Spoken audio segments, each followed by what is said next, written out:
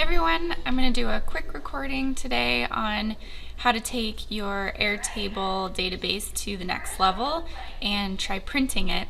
I will say that the Airtable printing is not ideal. You can do some workarounds. You can download in an Excel file or CSV and print that way if that's easier. But what I'm going to show you how to do right now is set up a page designer block so that you can do some printing. And one thing to note is that you do have to have the paid membership in Airtable in order to use blocks. And I think it's like $20-ish, $24 maybe a month, which we've found to be totally worth it. All right, so we're gonna go over to Airtable, and we are looking right now at my CSA database. This is my actual CSA database, and I hid everybody's personal information so that hopefully we'll get some anonymity here. So right now I'm in my spring sign up, so this is everybody who is in my spring CSA. The goal here is to print out little quarter sheet pages that have people's name, the day they're picking up on, the location they pick up, and any add-ons. And we're using this currently to print them out, cut them into quarters so that there's 4 people per page, and we are stapling these to bags. Probably soon we will be taping them to boxes, and we're using them to pack. So this is how we're identifying what goes in each box and where it's going. So this is the goal here, what we're trying to make. And we're gonna take it from the top. So I'm gonna hide this, you wouldn't see that. So if you have the paid membership, you would go over here to blocks, click that. You would go to install a block. And the one we're looking for is right here, it's page designer. Go right here to install. It's going to add the block here. It'll pop up full screen. And these are the settings. So right now I can choose which table. Those are the tabs along the top of your Airtable, not your views. So I want my CSA database, which has everyone's information in it. I want it to print out portrait, and it's probably easiest just to set it as letter.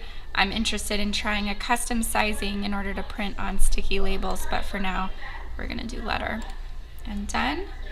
So it's going to pop up automatically your first text box. So what you're doing here is you're pulling over from your database different fields, and then you're arranging them however you want them to print out. So for my labels here, I want their first name, I want their last name, so I'm just going to pull a bunch of stuff over. I want to know what add-ons they're gonna have. That's gonna come right here. And with the add-ons, you can play with what pops up over here when you're modifying how it looks. So I could try list, so it would pop up like that. I could do inline, so it's listed out, or I could do table so that each one has a box around it. I kind of like how the list looks the best. I'm gonna leave that for now. And I also said I wanted to have their pickup location, so we're going to look for that really quick. The pickup location is here. And this one is the way that it's like a select field, so I'm not typing it in every time. And this isn't going to get bigger, unfortunately. Like, I can change the text size here. It doesn't really work on here, so I added a field on my database that's this one. It's a function just to repeat the name. So you can see here it turns this drop down menu field into just text, which actually works better in this situation. So that's how I solved that problem. And then I also said I wanted to have their pickup day. It's going to be helpful. Put that there. And that's everything that I want to have on this particular label. And then you can modify it. So what we're trying to do is fill this entire page here with information, because when I'm going to print it, I want it to be as big as possible because it's actually going to be on a quarter of a page and I want it to be pretty big. So I'm going to go to each of these fields here. I'm going to pull my add-ons down to the bottom. And there's some different things you can do to make it look different for you.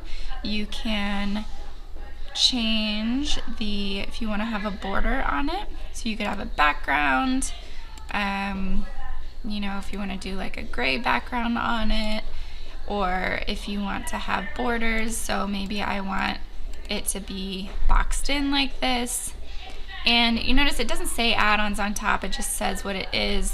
So I'm going to change that in a second, but first I'm going to change the font size, which is right here. I'm going to just choose something pretty big so that it's easy to read. And that's it for that one. I'm then going to go up here. So these are all the fields that are pulling from your database. Up here, this is just a text field that will be the same for everybody's record. So in here, I'm just going to write, there's the text. I'm going to write add-ons. And I'm going to change the font also to 50. And it disappeared, so I need to make this box bigger. There. And then each of these I'm going to make bigger.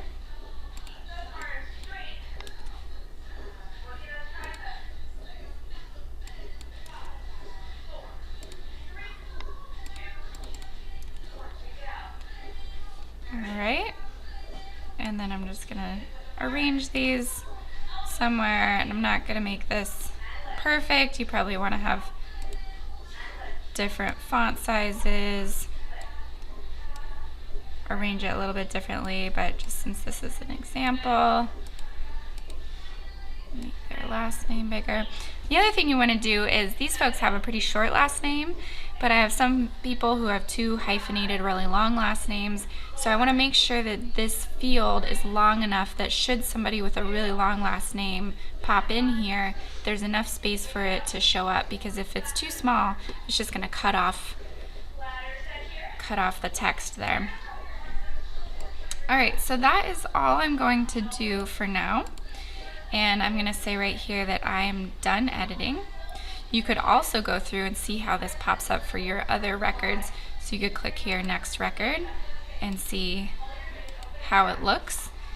Make sure that their add-ons are changing, that they fit still. See, that actually is going to be, we have more add-ons than that, and so that's going to be too big. My font is too big, or my box is too small, so I'm going to change that to 40 and make my box bigger just so that I know that it's going to fit.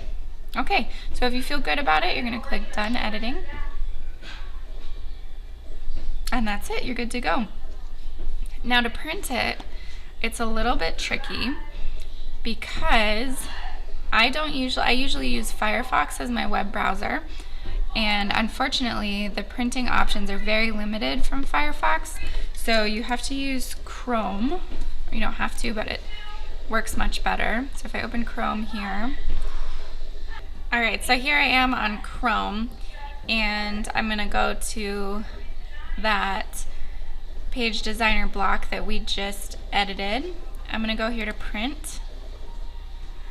It'll pop this open, and I want to do, if I did current record, it would just print out the record that is up right now. I want to do all the records on my spring signups. So I click that. I want to do 1 per page. My image quality doesn't really matter because it's just text, it's not pictures. And I want to keep it on portrait. So if I click print here, it'll pop up another dialog. So I've got the destination, which is my printer. Pages are going to be all. You can see right here it says 64 sheets of paper, which means it's going to put each of my CSA members on its own page like this, which I don't want. That's a ton of paper. I don't need a full sheet saying what people signed up for. So if I go here to more settings, I go down to here, pages per sheet. I want it to put 4 pages per sheet. So you can see already it's dropped down to 16 sheets of paper. And it is going to load that in a minute. My internet's really slow, sorry about that. The other thing you want to look at here, so there you go. So now it's printed out, and usually there's somewhere where you can even print guidelines to cut it. I don't see that for some reason right now, but you can, I wouldn't do print both sides, which I'm always one to print on both sides, but that would mean that you're printing somebody else's tag on the back of this one.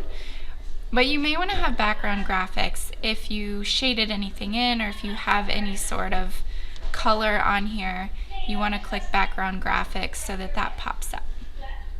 And then we click print. Oh shoot, it's actually printing, hold on. I don't want to print. Okay. Then you would click print and it would all come out, but I don't actually want that to happen right now. Okay. And that is it. If you have any other questions, or maybe you found an even better way to make this happen, let me know in the comments, and good luck. Bye.